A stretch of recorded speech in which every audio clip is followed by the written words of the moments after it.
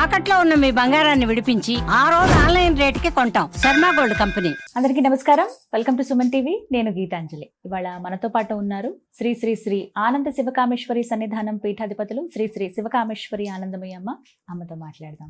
శ్రీమాత్రే నమః. శ్రీమాత్రే నమః తల్లి. ఎన్నో సందేహాలు వస్తూ ఉంటాయి. అందులో భాగంగా కొంతమంది కామెంట్స్ లో అడిగేవి నేను ముందు ఉంచుతున్నాను. మహిళలు మరీ ముఖ్యంగా ఈ మధ్య కాలంలో మీకు చాలా కాల్స్ వచ్చి ఉంటాయి. మంత్రం ఇస్తారా అమ్మా, మేము జపం చేయాలనుకుంటున్నాము దీక్షకి అని చెప్పి చాలా మంది మహిళలు అడుగుతూ ఉన్నారు కదా.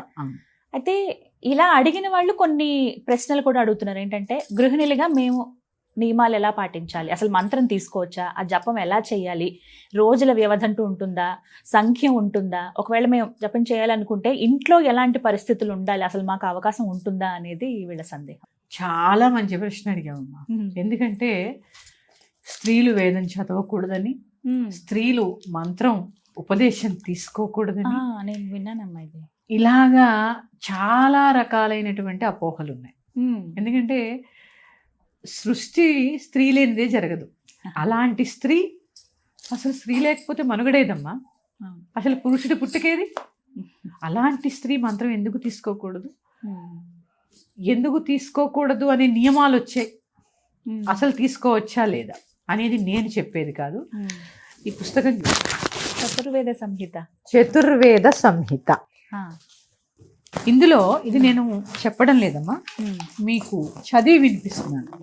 తప్పకుండా. వేదములో స్త్రీ స్థానం. ప్రపంచంలో గల మతములన్నీ స్త్రీలను సహస్రాబ్దముల నుండి అణిచిపెట్టి వారిని కేవలము వంటింటికి అంటే వంట చేయడానికి మాత్రమే అన్నట్టు ఒక ప్రచారం జరుగుతోంది. వేద ధర్మం మాత్రము స్త్రీలకు పురుషులతో సమానంగా సామాజిక, ఆర్థిక, రాజకీయ, ధార్మిక సమానతను ప్రతిపాదించుచున్నది. దీనికి ఉదాహరణలు కూడా ఉన్నాయి, నేను చెప్తాను. అట్టి వేద రుక్కులను కొందరు విపరీత వ్యాఖ్యానాలు గావించి స్త్రీ శూద్రౌ నాధీయత మిత్రశంతే అంటే స్త్రీలు శూద్రులు వేదము చదవకూడదని నిషేధించబడింది. ఇది వేదంలో ఉన్నది కాదు.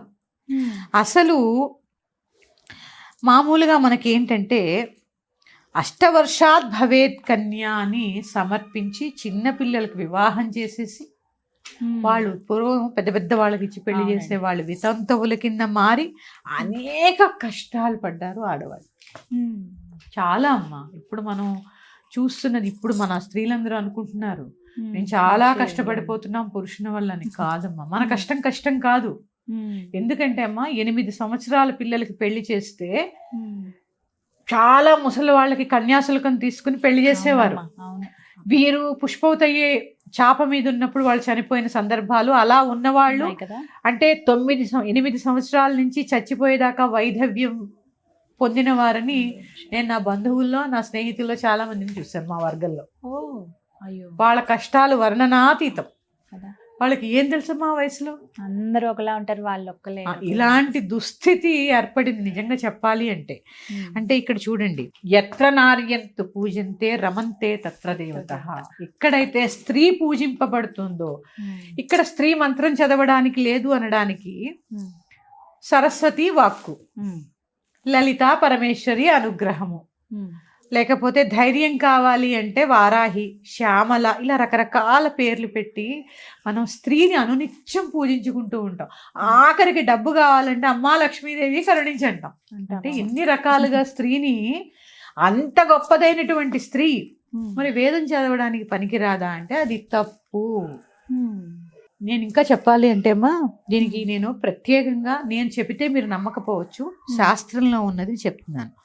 మంత్రదస్తులైనటువంటి స్త్రీలు అంటే సప్త ఋషులు మీరు చూసుంటారు. అలాంటి స్త్రీలు చూడండి ఇక్కడ ఎక్కడున్నారంటే అపాల. ఈవిడ అత్రి మహర్షి కూతురు, అత్రి అనసూయల కూతురు ఈవిడ.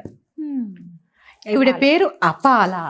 బ్రహ్మవాదినట ఈ అపాల ఋగ్వేదాన్ని వ్యాఖ్యానించింది. అంటే చదివారు ఆవిడ ఋగ్వేదాన్ని. అటు మూల నుంచి ఇటు మూల దాకా, ఇటు మూల నుంచి అటు మూల దాకా చదివి వ్యాఖ్యానించి శీలము గల వరుని కన్య ఎలా వివాహం ఆడాలి అనేటటువంటి దాని మీద ఈ అపాల అనే ఆవిడ రీసెర్చ్ చేశారు. చూడండి, అంటే వేదంలో ఉన్నవే కదా. అంటే వేదాములు అంటే మనకి ప్రామాణికములు, అవును, అవే ప్రామాణికంగా తీసుకుంటాం. ప్రామాణికములు కదా. ఆవిడ అత్రి మహర్షి యొక్క కూతురు, ఆవిడ పేరు అపాల. ఇక 2 కాక్షీవతి ఘోష. ఈవిడ కూడా ఋగ్వేదంలో రీసెర్చ్ చేసింది ఈవిడ. కాక్షీవతి ఘోష. ఈమె అంటే అశ్విని దేవతలను భర్త మరణించిన తర్వాత స్త్రీ సంతానం కోసమే వివాహమాడాలి అనే దాని మీద ప్రస్తావించిందట అప్పట్లోనే. చూడండి, భర్త చనిపోయిన స్త్రీకి సంతానం ఎలా కలగాలి అంటే ధర్మబద్ధంగా. ఎప్పుడైనా కూడా అమ్మ ధర్మేచ అర్ధేచ కామేచ కదా. ధర్మబద్ధమైన అర్థము, ధర్మబద్ధమైన కామము, ధర్మబద్ధమైన సంతానం.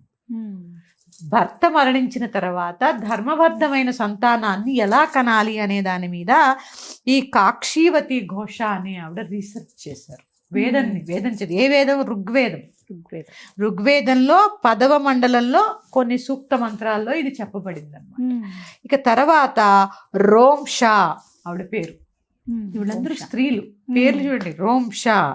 ఈవిడ కూడా ఋగ్వేదాన్ని చదివి రాజకీయములందు వర్ణన చేసిందట ఈవిడ. అంటే మంత్రాలకు వివరణ ఇస్తూ వర్ణన. చూడండి, మంత్రాలు చదవచ్చా అని మీరు అడిగారు. ఈ మంత్రాలకి వర్ణన చేసిన ఆవిడ పేరు ఏంటి అంటే రోంషా. ఇక తర్వాత లోపాముద్రాదేవి, అగస్తుని యొక్క భార్య. స్వయంగా అమ్మవారి చేత పంచదశి మంత్రం పొందినటువంటి మహిమాన్వితమైన స్త్రీ. స్త్రీలు హోమం చేయొచ్చా, స్త్రీలు పంచదశి చదవచ్చా, ఇప్పుడు మీరు అడిగారు కదా. మనకి అంటే నేను ముందు చెప్పినవన్నీ కూడా వాళ్ళు వేదాలు చదివి కొన్ని అంశాల మీద రీసెర్చ్ చేసి కొన్ని గ్రంథాలు రచించారు. ఈవిడ ప్రత్యేకించి శ్రీ విద్య మంత్రద్రష్ట. ఈవిడకి ప్రత్యేకించి ఈవిడ ఉపాసన చేసినటువంటి విద్యలో లోపాముద్ర విద్య అంటారు. శ్రీ విద్య ఈవిడ ఉపాసన చేసినటువంటి మంత్రం. అందుకే కామేశ్వరీం పరామీఢే కాదిహాది స్వరూపిణి, కాది విద్య హాది విద్య అని ఉంటాయన్నమాట.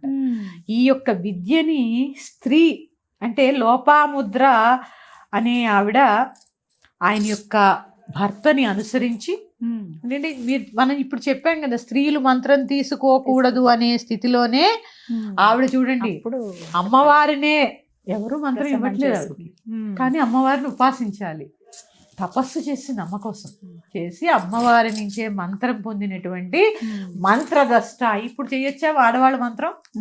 ఖచ్చితంగా చేయొచ్చు. చేసినప్పుడు ఆవిడ పేరే లోపాముద్ర.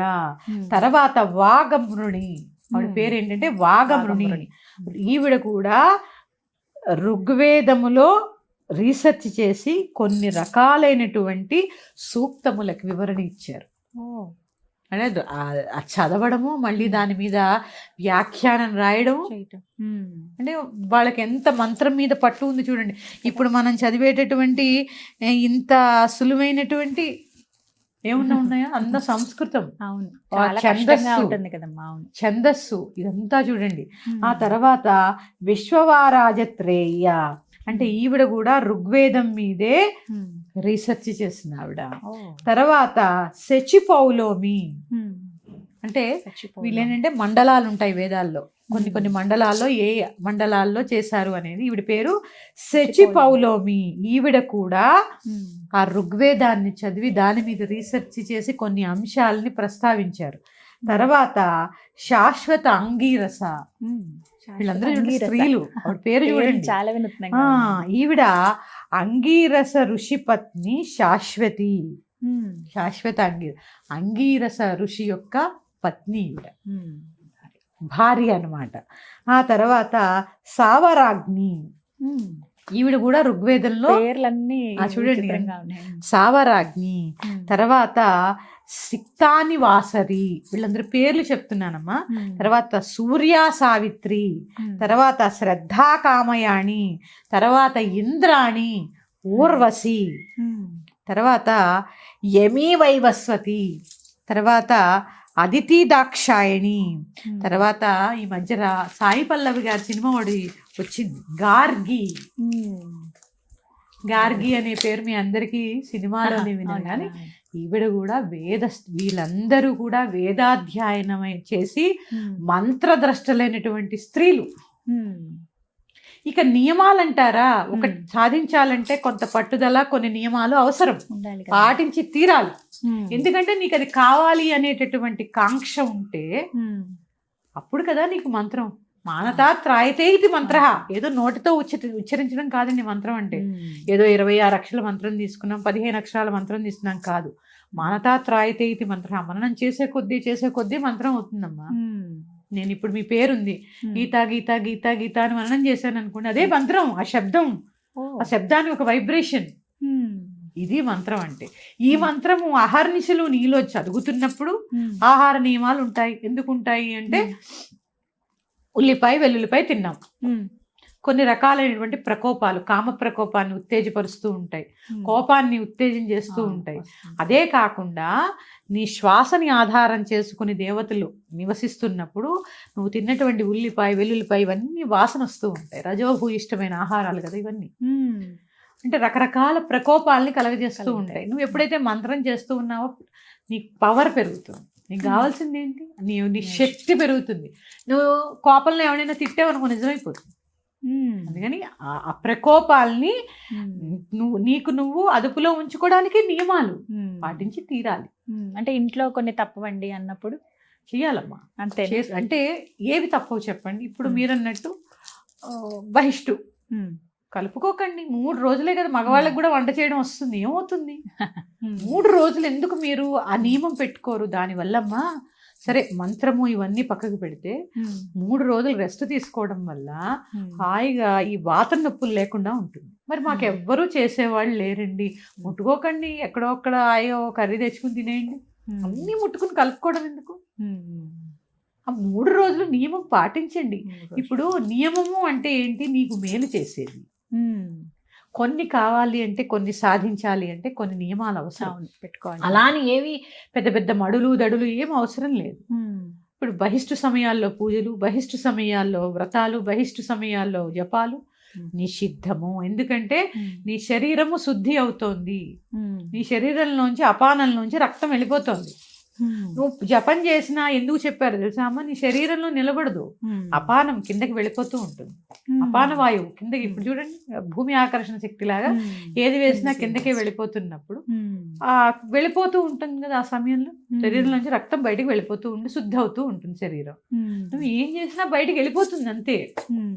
అందుకని నియమాలు పాటించగలిగితే మాత్రం చాలా విశేషం తల్లి. తీసుకోవచ్చు.